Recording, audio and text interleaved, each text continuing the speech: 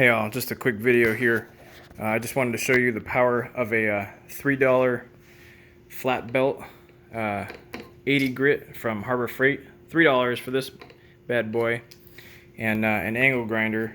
And it took, you can see here, this is the shiny part, and this is what the metal originally was. This is just mild steel cut on my plasma CNC machine. You can see that there was a lot of dross off the machine, and literally with like a split-second touch with this angle grinder and this 80 grit paper, you can see it took all that dross off, and it looks smooth and nice.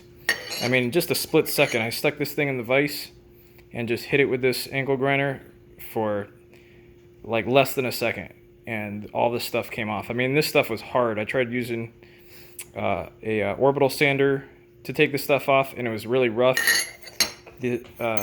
After using the orbital sander, you can kind of see that this is how well it did on the edges. So it got some stuff off, but not a whole lot.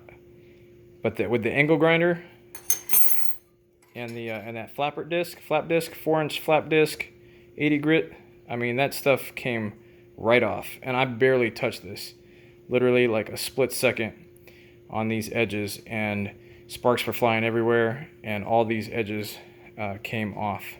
So I'm super impressed with this.